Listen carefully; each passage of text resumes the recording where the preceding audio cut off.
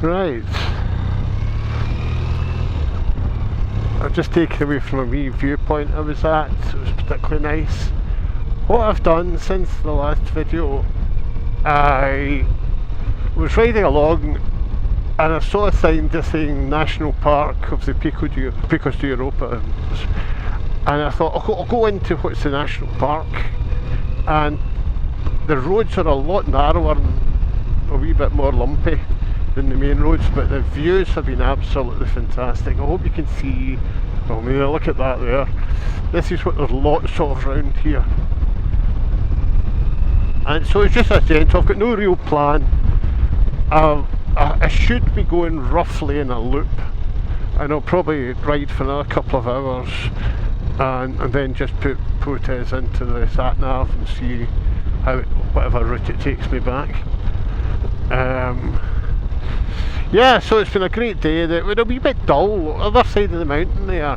It was dull, and I thought surely it's not going to rain, but it's picked up again. The sun's back out, it's warm again, so that's it. I was talking to a couple there from Wales in a camper van. They just came up and said hello because they saw the number plate, and the guy said he had a 650 Suzuki, and they were just on a retired couple, just on an open-ended holiday in their camper van with their dog, and they said they actually stayed in Picos last night in the camper van. It was just in the car park, which was pretty okay about there.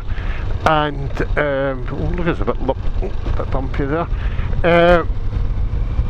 And they're driving till they get bored with it, and then they're just going to go home. And that's the kind of life to lead. Just do all the things you want to do while you can, because you don't know what's round the corner. Particularly apt to this road, you really don't know what's round the corner. I have seen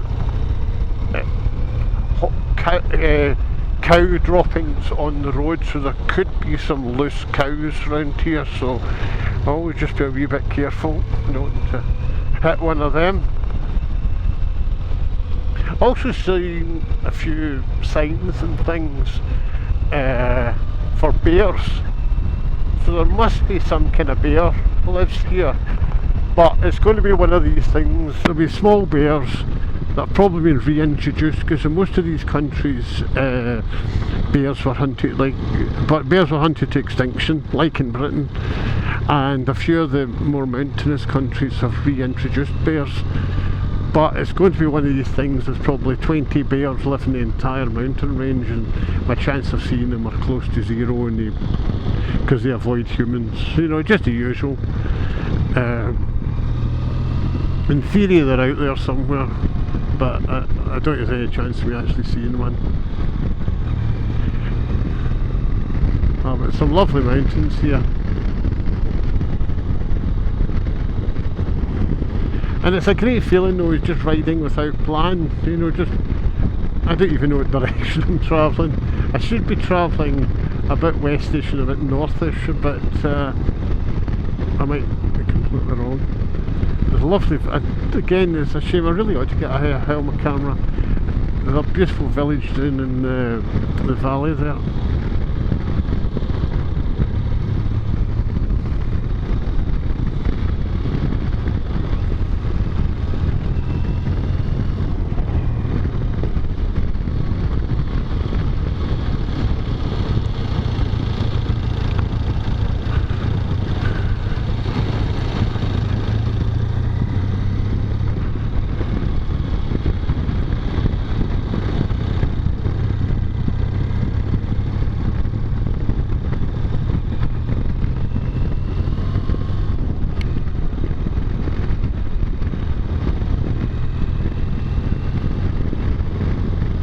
So it's, as I might have mentioned, all the British motorcycling websites and probably the magazines go on about the Picos, and certainly they're completely right. It's an absolutely fantastic place to come. And if you think about it, if you get the ferry to Santander or Bilbao, this is less than a day's drive. I think you could probably drive here in 4 hours from the ferry port, so It's very easy to get to from Britain. The only thing, the ferries to Santander and Bilbao they're quite long crossings. I think one was about 24 hours and one's something like 27 hours, so it's a long time in a boat, and understandably that means they're quite expensive. But you've got to compare that to riding through France for 3 days like I did. I mean, I did it because I wanted to go to France and I'm not stuck for time. But if you were coming for, say, a week, or a week's probably not enough. A fortnight, if you came for a fortnight, you could get to Portsmouth, or even, I think there's a boat from Plymouth as well. You could get there in a day from virtually anywhere in Britain, and you've got your 24-hour or so crossing. So it's and then half a day to get to here. So the same on the way back. You're not eating up a lot of your holiday going to and from where you want to be. And I mean, you could ride like that as long as you get the weather, which I imagine probably summer's probably great here. You could ride on roads like this all day long, and you're not going to run out of roads. There's plenty of roads like this in these mountains. So that's my advert for holidays in the Picos Europa's mountains. Go on, you know, it makes sense.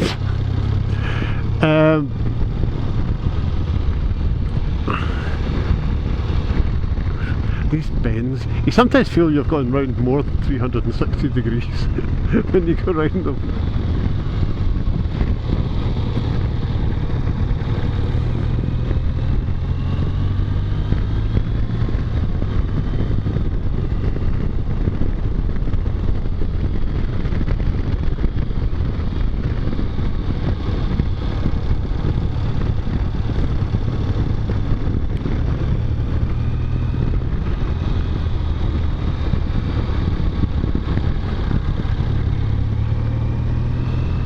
One of the great things with doing trips like this is I haven't actually researched this road, or even where I'm going, or even anything. So everything that I see is a surprise. So around every corner there could be something new. Yeah, a wee village there on the left. Don't know if this road this road will probably go through it. I can't imagine there's any reason it would bypass. There you go, there's this big sign out at Picos Europa's.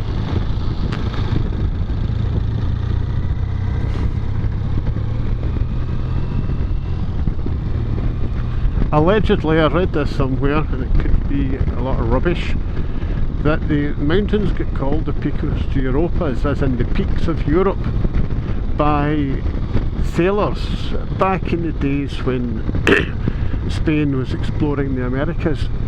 When they sailed back from the Americas towards, I think it's mostly to, you know, ports like Bilbao and places like that, the tops of these mountains were the first thing in Europe that they saw over the horizon, so they called it the Peaks of Europe. Well, that village there, Santa Marina, is bypassed by the road, so I'm not going through it.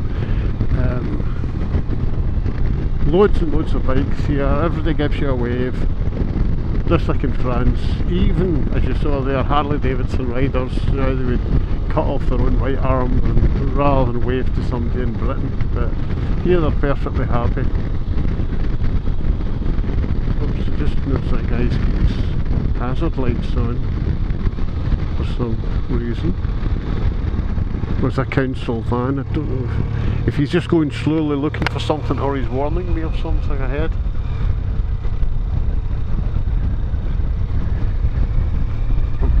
Bears on the road or something. All these things you're not expecting to actually happen.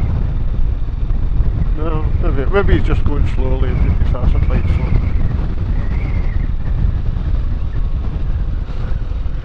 But look at that mountain there.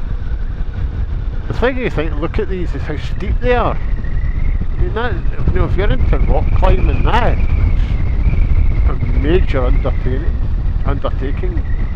Climbing something like that.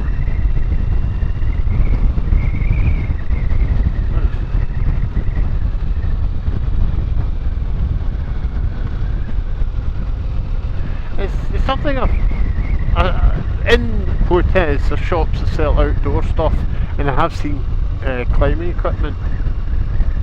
But I've never really thought about Spain, particularly this bit of Spain, as a sort of mountaineering region.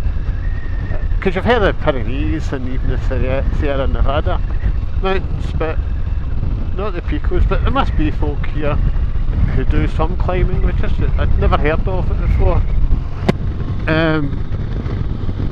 Well,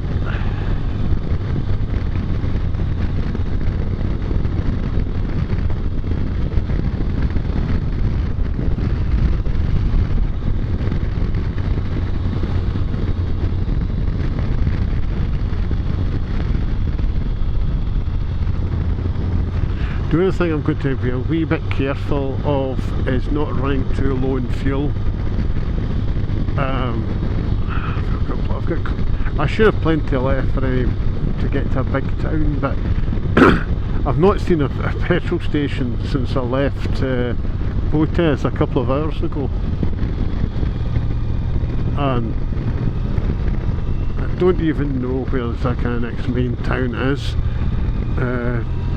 So I'll be probably start looking quite soon.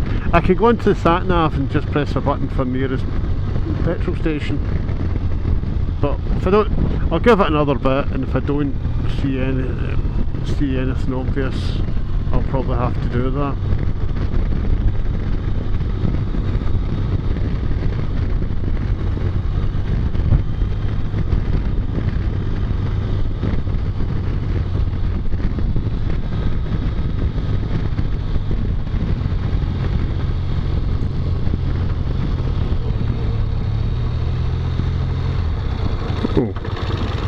I think I'll go. This is a classic. I have no idea. I'll go to Kane.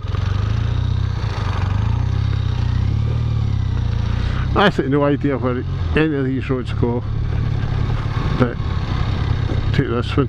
If I keep turning right, I'll go in a circle. That's my kind of philosophy here.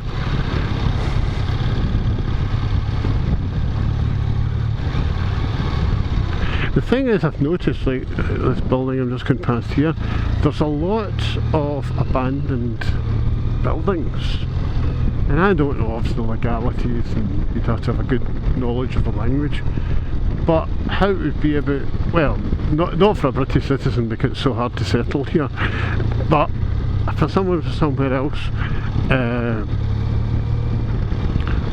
how cheaply you could get a house here and like do it up to stay in.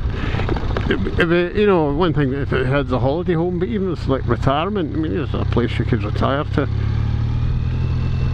Yeah, but every village you go through, you'll see a couple of houses that are just boarded up, and obviously, you know, I don't know, someone somewhere owns them. So ultimately, they must be for sale.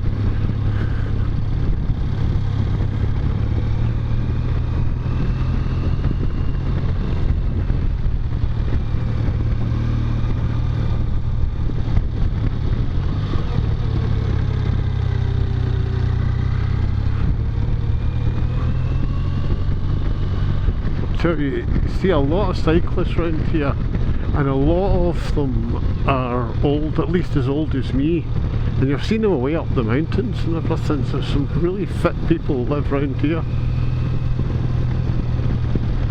Wow, look at that.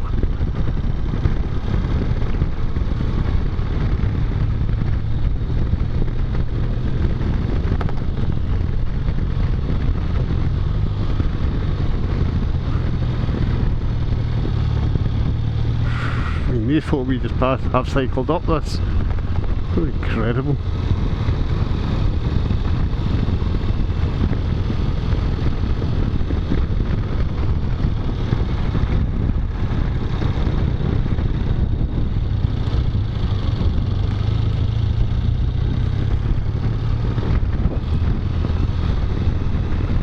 Oh, I wonder if this is Kane we're coming up to. It's a small village,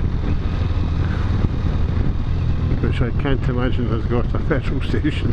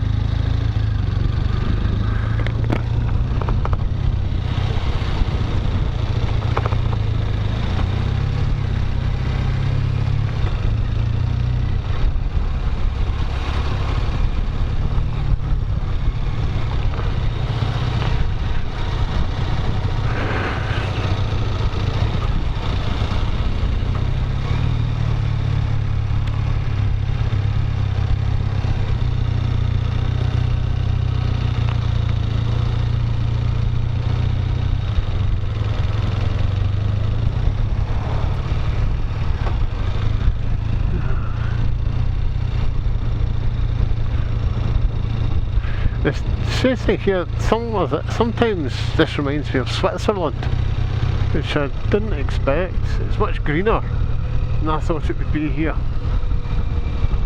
And just, even some of the buildings, architecture of the buildings look a wee bit like Swiss. This is what you should do, always go to places and get the unexpected things.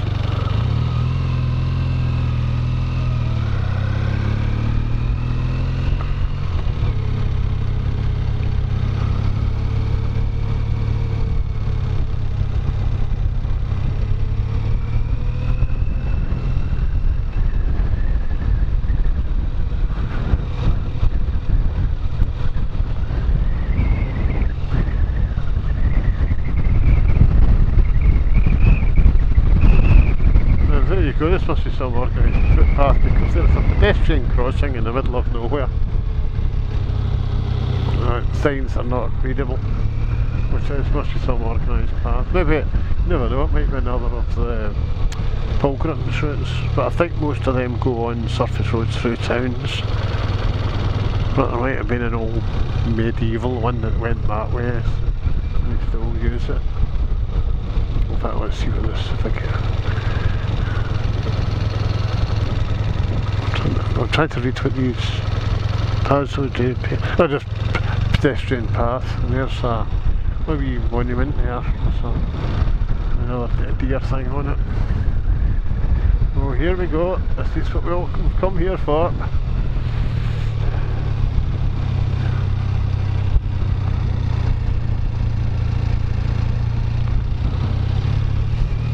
Oh, great stuff. Gosh, they are really steep, these roads.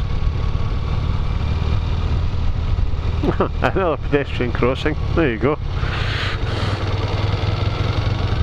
I don't know. I think it's just a kind of footpath. I don't think it's it's a pilgrimage route or anything.